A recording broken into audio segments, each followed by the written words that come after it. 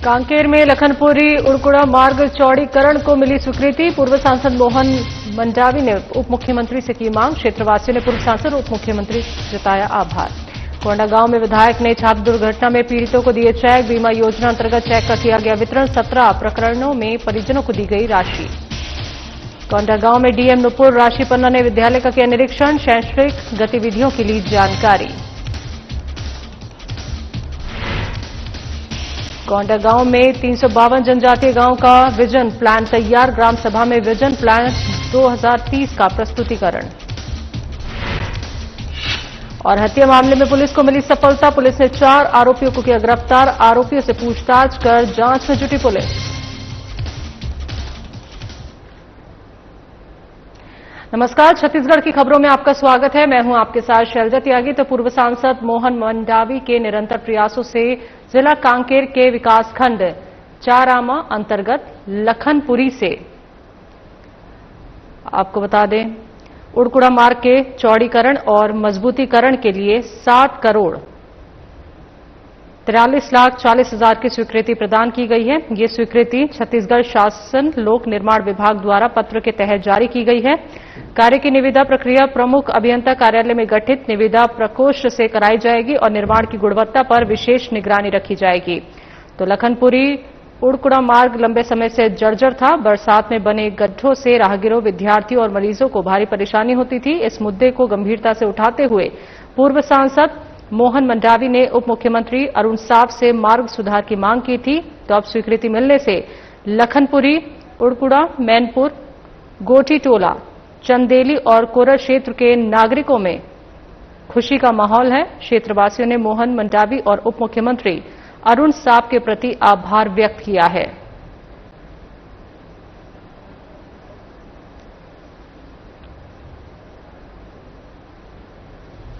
राम है राम आकाज किन्हे बिना मोह कहां विश्राम।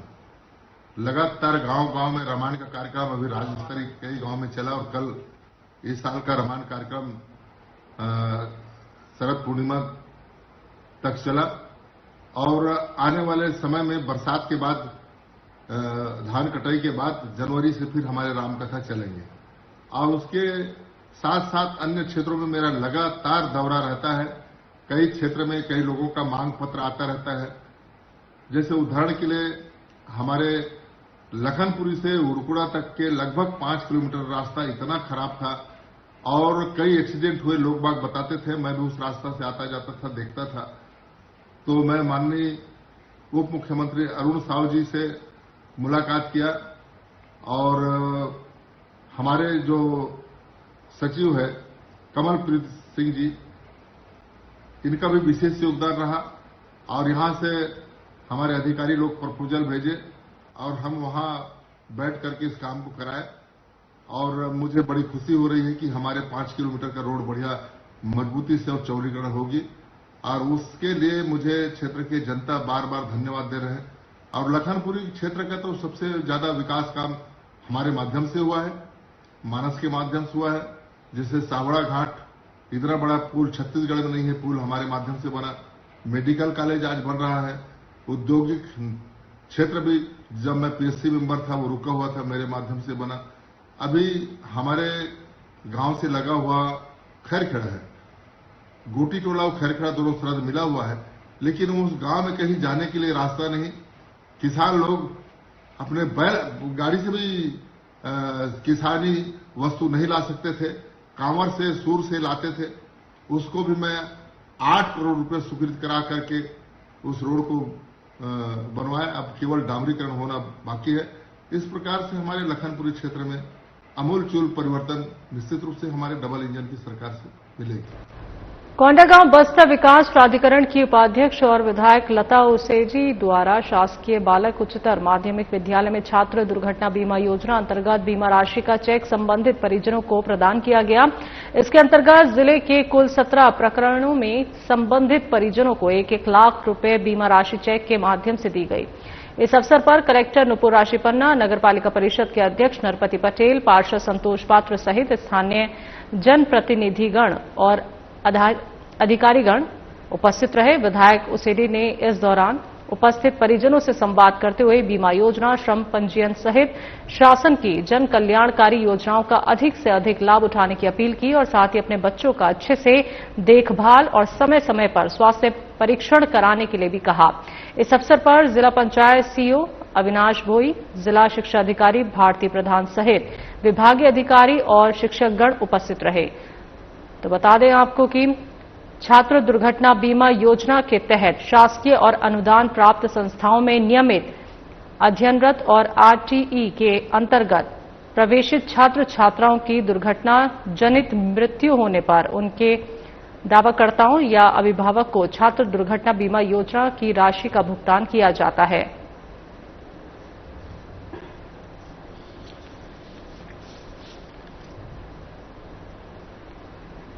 कोंडागांव में कलेक्टर नुपुर राशि पन्ना ने शासकीय बालक उच्चतर माध्यमिक विद्यालय का निरीक्षण किया और शैक्षणिक गतिविधियों की जानकारी ली। इस दौरान उन्होंने विद्यालय की कक्षा 10वीं में गणित की कक्षाएं ली और प्रश्नों को हल करके विद्यार्थियों को समझाया। साथ ही विद्यार्थियों को गणित के प्रश्नों को हल करने के टिप्स दिए और उन्हें मेहनत ध्यान से पढ़ाई करने के लिए कहा गया। उन्होंने ब्लैक बोर्ड पर सवाल हल करते हुए चरणबद्ध तरीके से समझाया। कलेक्टर ने शिक्षकों को विद्यार्थियों को रोचक और इंटरैक्टिव तरीके से पढ़ाने का निर्देश दिया ताकि बच्चे पढ़ाई में रुचि और ध्यान बनाए रखें। साथ ही उन्होंने विद्यालय की कक्षाओं को पुराने केवी के भवन में संचालित करने के लिए भी निर्देश दिए। इस अवसर पर जिला पंचायत सीईओ अविनाश भोई, जिला शिक्षा अधिकारी भारती प्रधान और विद्यालय के प्राचार्य और शिक्षकगण उपस्थित रहे।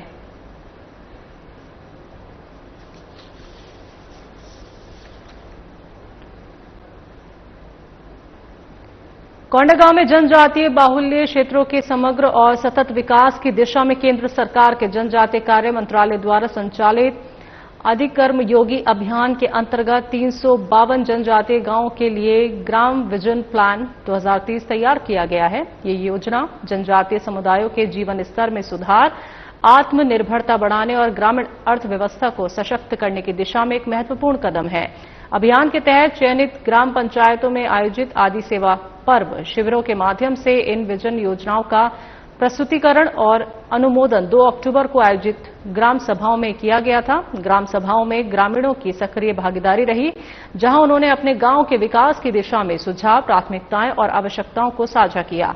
शिविरों के दौरान ग्राम पंचायत भवनों में स्थापित आदि सेवा केंद्रों के माध्यम से अनुसूचित जनजाति वर्ग के पात्र हितग्राहियों और शासन की विभिन्न योजनाओं के लिए आवेदन लिए गए।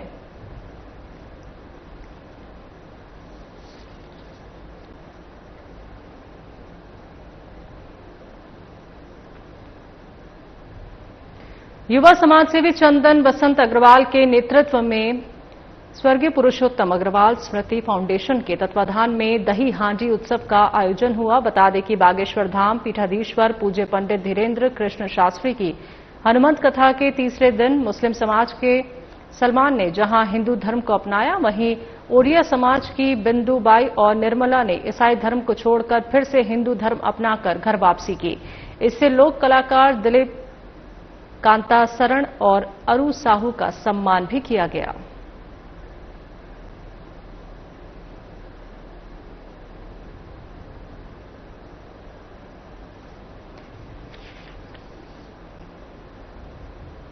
तो आपको बता दें कि रायपुर में दही हांडी उत्सव का आयोजन किया गया और कथा में सलमान ने हिंदू धर्म अपनाया और वहीं लोक कलाकार दिलीप को सम्मानित भी यहां पे किया गया। आपको बता दें कि बागेश्वर धाम पीठाधीश्वर पूज्य पंडित धीरेन्द्र कृष्ण शास्त्री की हनुमंत कथा के तीसरे दिन मुस्लिम समाज के सलमान ने हिंदू धर्म तो अपनाया, वहीं ओडिया समाज की बिंदुबाई और निर्मला ने ईसाई धर्म छोड़कर फिर से हिंदू धर्म अपनाकर घर वापसी की।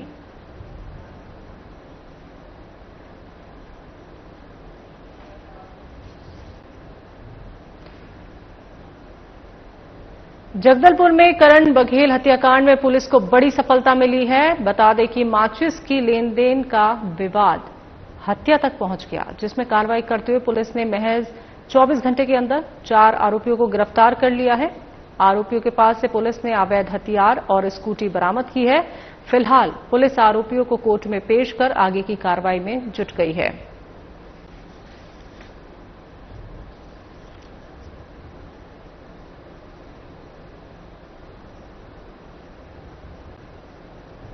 25 के रात्रि लगभग 10:30 बजे दसरा पसरा के सामने मृतक करण बघेल, जो कि उसी के सामने एक अंडा ठेला है, वहां पर नशे की हालत में उस अंडा ठेला के जो संचालिका है उससे माचिस की मांग किया। मना करने पर मृतक ने अभद्र भाषा का प्रयोग किया और गाली गलौज किया। उक्त अंडा ठेला में जो उसकी मालकिन है उसका भाई भी था, उसने मृतक को वहां से भगाया। तत्पश्चात उक्त लड़के ने विधि से संघर्षरत अपने परिचित रिश्तेदार को भी इस बात की जानकारी दी कि मृतक ने उसके रिलेटिव को मां बहन की गाली गलौज करी है और अभद्र भाषा का प्रयोग किया है, जिस बात से उक्त विधि से संघर्षरत बालक अपने अन्य साथियों के साथ, जो कि वो भी विधि से संघर्षरत हैं, जगह पर पहुंचे और दसरा पसरा के पास जाकर के मृतक करण बघेल के साथ में मारपीट किए।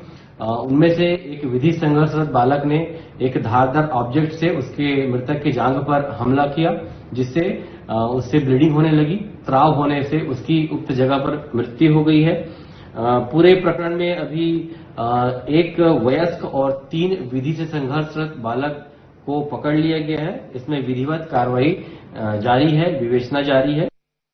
छत्तीसगढ़ के मुख्यमंत्री विष्णुदेव साय ने नई दिल्ली में केंद्रीय रक्षा मंत्री राजनाथ सिंह से उनके निवास पर सौजन्य मुलाकात की। बैठक में बिलासपुर एयरपोर्ट के विस्तार, रक्षा क्षेत्र के विकास, पूरे प्रदेश में सेना भर्ती रैलियों के आयोजन और नौसैनिक पोतों के नामकरण जैसे कई महत्वपूर्ण विषयों पर सार्थक चर्चा हुई।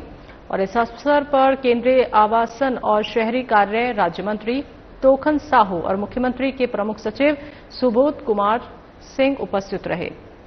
तो मुख्यमंत्री विष्णुदेव साय ने बैठक के दौरान रक्षा मंत्री राजनाथ सिंह को अवगत कराया कि बिलासपुर में रक्षा मंत्रालय की भूमि है। इस भूमि को उन्होंने बिलासपुर एयरपोर्ट के विस्तार के लिए उपलब्ध कराने का अनुरोध किया और इसके साथ ही मुख्यमंत्री ने यहां रक्षा क्षेत्र से संबंधित विकासात्मक कार्य भी आरंभ करने का आग्रह किया।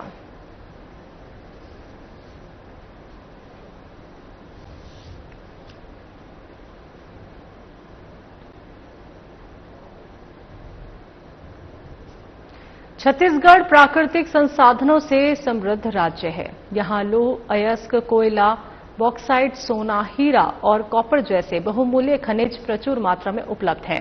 हाल की खोजों से राज्य क्रिटिकल और दुर्लभ खनिजों के क्षेत्र में और सशक्त हुआ है। मुख्यमंत्री साय ने नवा रायपुर में आयोजित छत्तीसगढ़ माइनिंग कॉन्क्लेव 2025 को संबोधित करते हुए ये बात कही। इस दौरान मुख्यमंत्री की उपस्थिति में ISM धनबाद और छत्तीसगढ़ भौमिकी और खनन संचालनालय, कोल इंडिया और छत्तीसगढ़ खनिज विकास निगम के मध्य महत्वपूर्ण MOU हस्ताक्षरित हुए। साथ ही 5 माइनिंग ब्लॉकों की NIT जारी की गई और 9 खदानों को प्रीफर्ड बिडर आदेश प्रदान किए गए। मुख्यमंत्री साय ने खनिज ऑनलाइन 2.0 DMF पोर्टल और रेत खदानों की ऑनलाइन नीलामी के लिए रिवर्स ऑक्शन पोर्टल का शुभारंभ किया। छत्तीसगढ़ खनिज विकास निगम के अध्यक्ष सौरभ सिंह ने कहा कि मुख्यमंत्री साय के नेतृत्व में प्रदेश सरकार माइनिंग क्षेत्र में उल्लेखनीय और नवाचारी कार्य कर रही है। खनन से राजस्व और रोजगार दोनों बढ़े हैं। खनिज विभाग के सचिव P दयानंद ने छत्तीसगढ़ माइनिंग कॉन्क्लेव को संबोधित करते हुए प्रदेश में खनिज उपलब्धता, नीलामी की पारदर्शी व्यवस्था, उल्लेखनन में नवीन तकनीकों के उपयोग, विभाग की उपलब्धियों और गतिविधियों पर विस्तार से जानकारी दी। संचालक भौमिकी और खनिज साधन रजत बंसल ने भी अपने विचार यहां साझा किए। मुख्यमंत्री ने प्रधानमंत्री खनिज क्षेत्र कल्याण योजना की गाइडलाइन और DMF पोर्टल 2.0 का विमोचन किया। मुख्यमंत्री ने खनिज ऑनलाइन पोर्टल 2.0 का शुभारंभ तो किया, साथ ही मुख्यमंत्री ने MSTC द्वारा निर्मित रेत खदानों के बारे में भी बात की।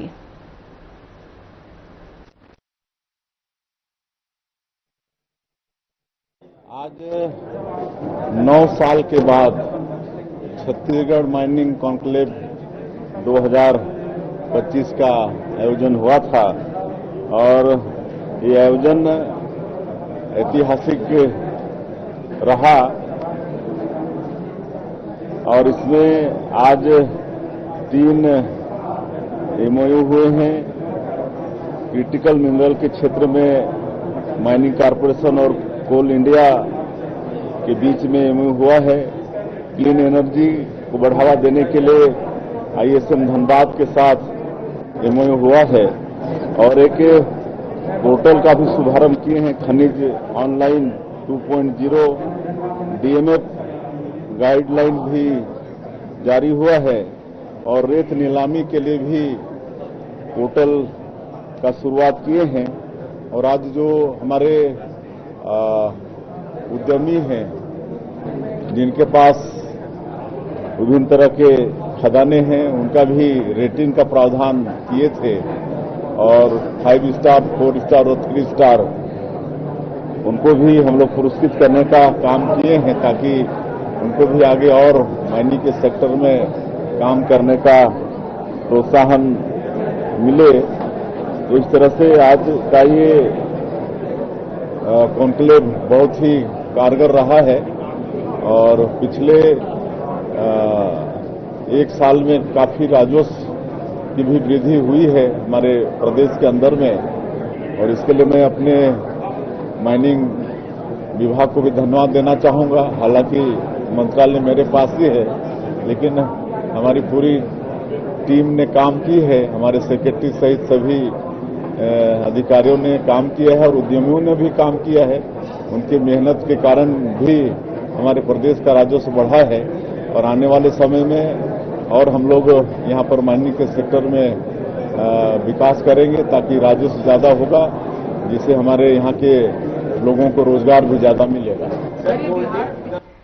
मुख्यमंत्री विष्णुदेव साय ने राजधानी रायपुर स्थित बलवीर सिंह जुनेजा इंडोर स्टेडियम में आयोजित राष्ट्रीय मछुआरा जागरूकता सम्मेलन को संबोधित करते हुए कहा कि शिक्षा के बिना जीवन अधूरा है। शिक्षा केवल नौकरी प्राप्त करने का साधन नहीं बल्कि सफल जीवन का मार्ग है। सामाजिक विकास का मूल मंत्र शिक्षा है। चाहे जीवन जीने की कला हो, व्यापार हो, कृषि हो या कोई अन्य क्षेत्र, हर क्षेत्र में सफलता के लिए शिक्षा की महत्वपूर्ण भूमिका है। मुख्यमंत्री साय ने कहा कि हमारे यशस्वी प्रधानमंत्री नरेंद्र मोदी के नेतृत्व में भारत सरकार ने मत्स्य संपदा योजना प्रारंभ की, जो मछुआरों के जीवन स्तर को ऊंचा उठाने में एक क्रांतिकारी कदम सिद्ध हुई है।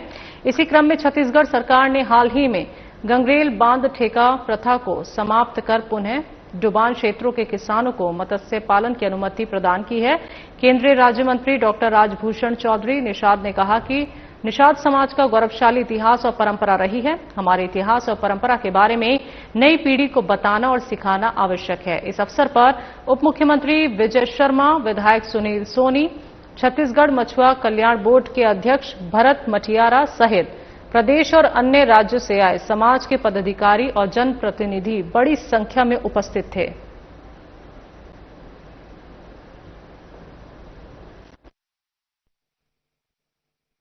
माता कौशल्या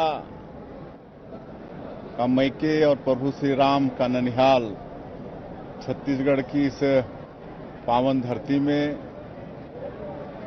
जिस समाज ने प्रभु श्री राम को गंगा पार कराए थे, उस समाज का ये राष्ट्रीय जागरूकता सम्मेलन का आयोजन हुआ है और आयोजनकर्ता समाज की प्रदेश अध्यक्ष गायत्री गायकवाल जी हमारे सामने खड़ी हैं और हमारे मछुआरा कल्याण बोर्ड के चेयरमैन हैं छत्तीसगढ़ के भरत मटियारा जी। इनके सहयोग से इतना बड़ा आयोजन हुआ है जिसमें केंद्र सरकार के राज्य मंत्री राजभूषण जी पधारे हैं और देश के विभिन्न प्रदेशों से, कर्नाटक से, बिहार से, आंध्र प्रदेश से और भी प्रदेशों से मछुआरा समाज के वरिष्ठ जन यहाँ पर पधारे हैं और यहाँ मछुआरा समाज आगे और कैसे बढ़े उस पर विचार और मंथन यहाँ पर होगा और ऐसे समाज का मैं उनको नमन करता हूँ, उनका स्वागत करते हैं। और हमारे देश के यशस्वी प्रधानमंत्री जी ने इन समाज के इनके उत्थान के लिए मत्स्य संपदा योजना का शुरुआत किया है और हम लोग भी यहाँ पर मुख्यमंत्री मछुआरा कल्याण योजना शुरू किए हैं और जो हसदेव बांगो जो जलाशय है वहाँ पर एक्वा पार्क 37 करोड़ से निर्माण कर रहे हैं। वहाँ पर मत्स्य पालन और केज विधि से मछली पालना ये सब सारा और मछली का मतलब एक्सपोर्ट ये सब कुछ वहाँ पर का काम चल रहा है, जिससे हमारे प्रदेश के मछुआ समाज को काफी लाभ होगा और इस तरह से आयोजन बहुत ही इस समाज के आगे बढ़ने में मील का पत्थर साबित होगा। ये कार्यक्रम पहले भी चलता रहा है, बीच में बंद हो गया था और हमारे मंत्रीगण पारी पारी से भारतीय जनता पार्टी के प्रदेश कार्यालय में बैठेंगे और जिसमें प्रदेश भर के हमारे कार्यकर्तागण वहां पर आएंगे अपनी समस्या को लेकर, तो उनको हर मंत्री के निवास में जाना नहीं पड़ेगा। एक मंत्री के यहाँ ही जाकर सारे मंत्रियों के जो भी आवेदन होंगे उनको दे देंगे और उस मंत्री का वो काम होगा, जिस दिन जिसकी पारी होती है उस मंत्री का कि वो संबंधित मंत्रियों के यहाँ समस्याओं को आवेदन को भिजवाएंगे। और ये सहयोग फिर से शुरू हो रहा है। हम दिल्ली प्रवास में जा रहे हैं, वहां पर माननीय हमारे नेतागणों से मुलाकात करेंगे। छत्तीसगढ़ की साहित्यिक, सांस्कृतिक और कलात्मक परंपराओं को नई ऊर्जा देने के उद्देश्य से विगत रात्रि आयोजित राज्य स्तरीय युवा कवि सम्मेलन में मुख्यमंत्री विष्णुदेव साय ने प्रभु राम के ननिहाल और माता शबरी की पावन भूमि को नमन करते हुए कहा कि छत्तीसगढ़ की धरती सदा से साहित्य और संस्कृति की धरा रही है। मुख्यमंत्री साय ने अपने उद्बोधन में कहा कि महाकवि कालिदास ने इसी धरती पर मेघदूत जैसे अमर काव्य की रचना की, वहीं गजानन माधव, मुक्तिबोध और पद्मलाल पुन्नालाल बख्शी जैसे यशस्वी साहित्यकारों ने इसी मिट्टी से अपनी पहचान बनाई। उन्होंने अपने पूर्व संसदीय क्षेत्र रायगढ़ के सुप्रसिद्ध संगीत सम्राट राजा चक्रधर सिंह को भी श्रद्धापूर्वक स्मरण किया। तो राज्य स्तरीय युवा कवि प्रतियोगिता में बिलासपुर जिले की निधि तिवारी ने प्रथम स्थान, मीरा मृदु ने द्वितीय स्थान और कोरिया जिले की अलीशा शेख ने तृतीय स्थान प्राप्त किया। मुख्यमंत्री साय ने सभी विजेता प्रतिभागियों को सम्मानित किया और उनके उज्जवल भविष्य की कामना की। तो इस अवसर पर उच्च शिक्षा मंत्री टंकराम वर्मा, महिला और बाल विकास मंत्री लक्ष्मी राजवाड़े, कौशल विकास मंत्री गुरु खुशवंत साहिब, पर्यटन और संस्कृति मंत्री राजेश अग्रवाल, विधायक मोतीलाल साहू, छत्तीसगढ़ राज्य युवा आयोग के अध्यक्ष विश्व विजय सिंह तोमर सहित कई आयोग और मंडल के अध्यक्ष, जनप्रतिनिधि, साहित्यकार, कवि और बड़ी संख्या में श्रोता उपस्थित थे।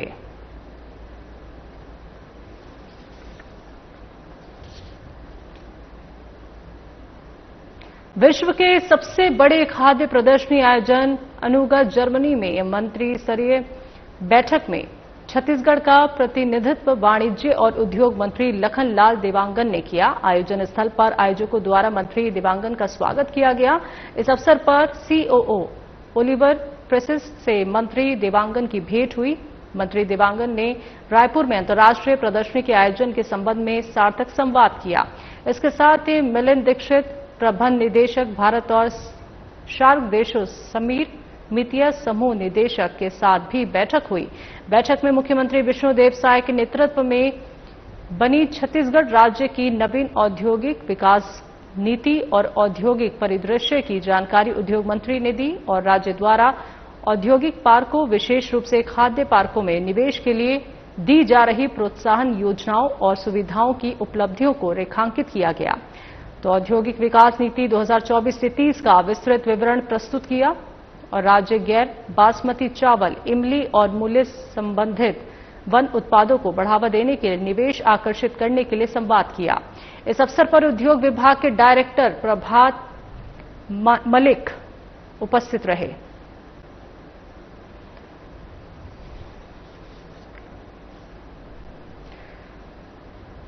बस्तर दशहरे के अंतिम दिन केंद्रीय गृह मंत्री अमित शाह मौर्य दरबार में शामिल होने पहुंचे। सर्वप्रथम दंतेश्वरी एयरपोर्ट पर अमित शाह का पुष्प गुच्छे से बारी बारी से छत्तीसगढ़ के बीजेपी के नेताओं ने स्वागत, अभिनंदन किया।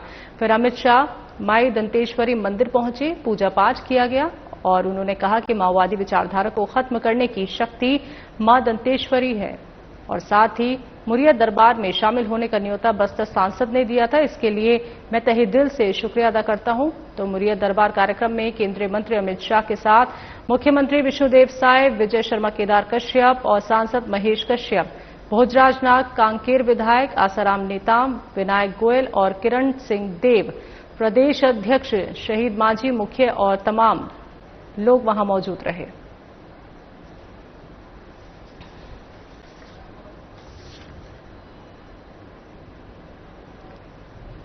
छत्तीसगढ़ की खबरों में अभी के लिए इतना ही। मुझे दीजिए इजाजत। नमस्कार।